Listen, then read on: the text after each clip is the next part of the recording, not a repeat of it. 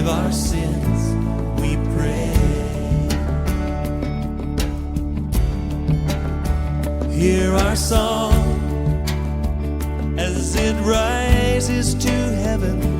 May your glory fill the earth. If you are a pastor of the congregation, and then the Lord is not calling you to give you an assignment, then you have to go to UK, for instance. You want to spend 10 years there. If you move today, you just move from there. Everything will be taken care of, your clothes, whatever, there. And you move today. After 10 years, when you return, how will you be the church?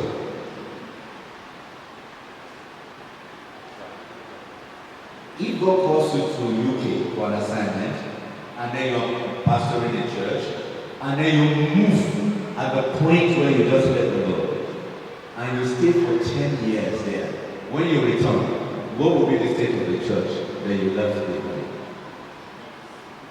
Is there something? Now, why I'm asking that question is to be able to help us understand the fact that those people that are in the queue, that's the reason why we're doing this very simple. If you follow through, we'll get to the point where that very thing you mentioned will properly be addressed. Are you getting the point? I think by the grace of God today you hear something about that same thing you really mentioned. So it's just not about the Bible school, but we're talking about the Bible school to register the fact that we have deficiency of leaders, both in quality and then in quantity. Are you getting the point? But what you said is very correct. We are right at that very point. Yes, sir. Just to contribute to What he has said, I agree with him that God has, whenever God prepares people, he prepares the leaders for them. But I think the problem is, if God has done that, we are not getting the results. And I think that's why we are coming for a meeting like this. Otherwise, there wouldn't be need for a gathering like this. But we are not getting the results that we believe God has already entrusted to us. So we need to sharpen each other. Yes. Thank you. Thank you very much. So we'll look at the people and now we'll tell them the harvest truly is plenty. But the laborers, that is the commensurate result that Jesus is expecting from the harvest or from the laborers doing the harvest is not enough for him. And that's why he's bringing that particular scripture into the Bible. And then he said in 38, he said, okay, let me provide a solution. If it is not enough, if we are not seeing the result, if we are not seeing the expected change, what should we do? He now said, pray to the Lord of the harvest, so that what will happen? That he will what? Send in what? More laborers where? Into the plenty harvest.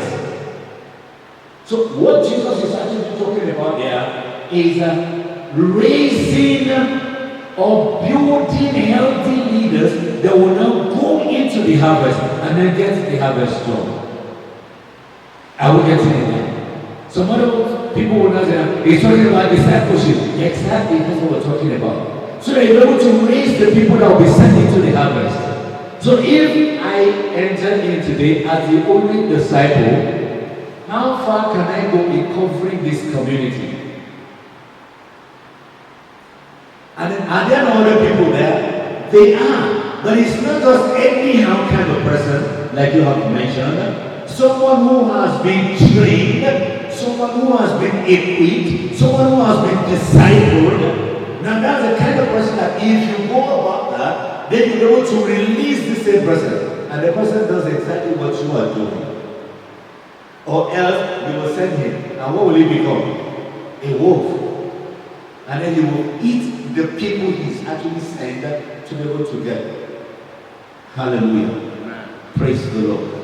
Learning from history, there has been great revival that has happened in the past, where people dropped everything they were doing and they rushed to God. They came to God.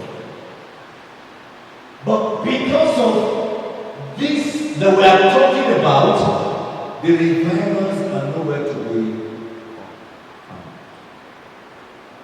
The Welsh revival, is it there now?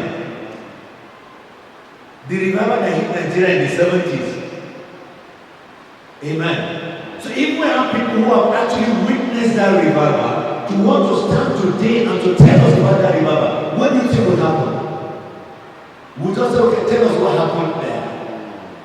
Into others. Lord help me. I have not done that. Lord help me. But I'm also repenting at this point. The Lord, I will go back and raise people. I want you to hold the hand of your partner, your prayer partner. Pray for that partner, for the grace that will actually be upon him.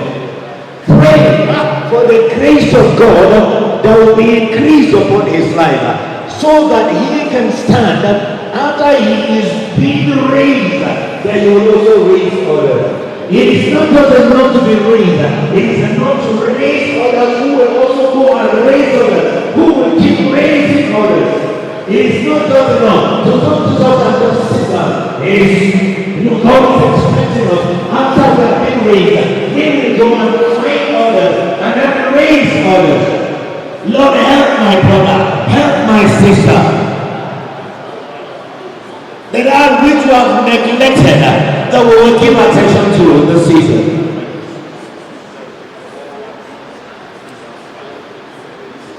Help us, Lord Jesus. The harvest is plenty, but we're not concentrating on raising the laborers that will be sent into the harvest. Lord, grant us the grace that we will be able to raise the leaders, to raise the laborers, to raise the disciples that will be sent into the harvest. Because if we will continue like that, the number of people that will make it to heaven, the number of people that will come to Jesus Christ will be far lesser than the number of souls that will go to hell. Lord, help us.